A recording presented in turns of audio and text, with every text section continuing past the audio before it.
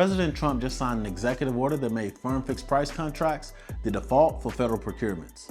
And depending on what business you're in, he either just opened some doors for you or made your life a lot more challenging. Today I'm going to talk about 5 businesses that are going to thrive with this new executive order. Let's talk about it. I'm a federal contracting officer with over 10 years of experience. That's over a decade of soliciting, evaluating, and awarding federal contracts. And I've seen several executive orders, but none that are going to make you profitable like this one. Through many administrations, they have different agendas, but this one, you can win as a federal contractor. So before I tell you about the 5 businesses that are going to do extremely well under this new firm fixed price EO, let me tell you how you are going to benefit as a small business under this new executive order. So the primary purpose of firm fixed price contracts is to understand our costs up front and to drive down costs to the federal government. What was happening before is we were entering into cost reimbursement type contracts, paying contractors for all costs incurred, and plus paying a fee on top of it. That's no longer the case unless we justify that action. Firm fixed price is the default contract under this new executive order. So how does that give you a competitive advantage? So you as a small business, if you're competing with a company that's larger than you have to think they have more overhead costs, and that's going to be baked into their firm fixed price. But you as a smaller company, you have less overhead, so you're able to offer a firm fixed price that's at a better interest to the government. These 5 companies were selected because there's a definable scope, predictable cost structure, and it's easy to measure performance. So no matter your company size, even if it's just you have an opportunity to win one of these 5 contracts. So let's look at those, and you want to stay to the end. The first business is facility management and janitorial services. This EO just put the wind at your back. But wait, there's a second win that's happening. GSA just announced that they're consolidating facilities for federal employees. What this means for you is there's going to be higher foot traffic with a larger need for janitorial services and facility management across these facilities now. Facility management and janitorial services are textbook fixed price work. We concern ourselves with 3 things: scope, outcome, and cost. Let me give you an example. For scope, make sure the bathrooms are cleaned 3 times a week. Make sure the office spaces are vacuumed daily. That's easy scope to measure. For outcome, make sure that there are working elevators. Make sure you maintain a maintenance log.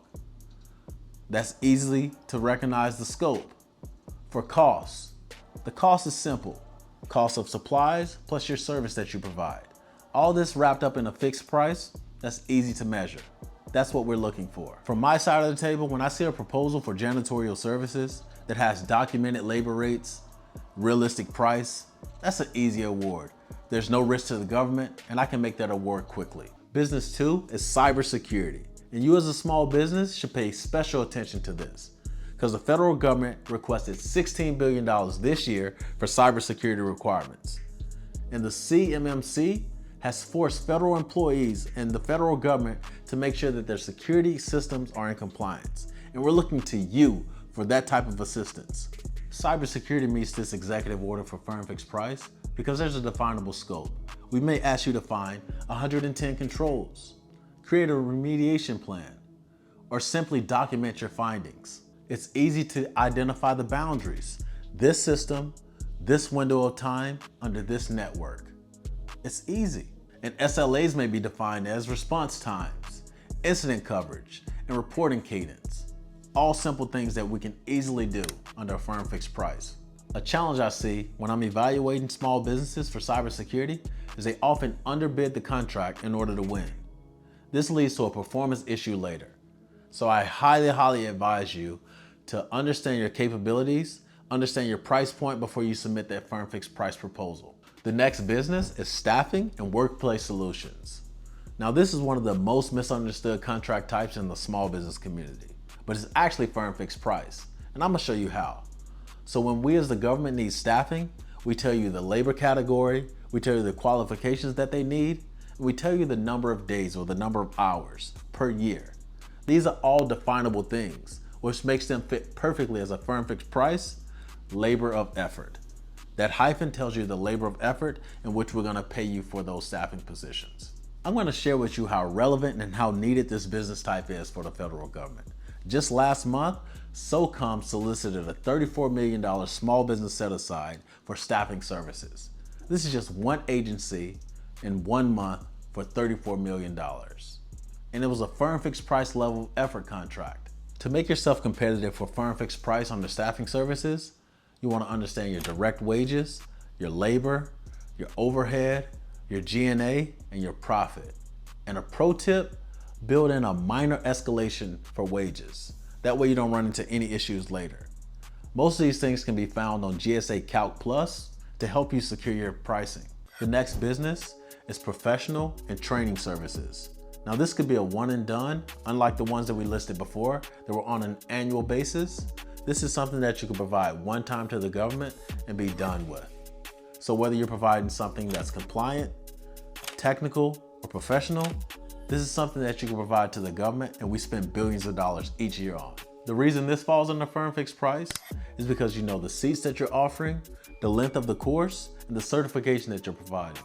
This is all definable scope that falls under firm fixed price. From a CO's perspective, I'll tell you exactly why this model fits under a firm fixed price.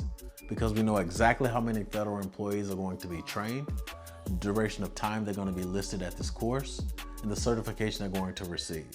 We don't have to worry about any overrun on this contract, and we don't have to worry about instructor overtime.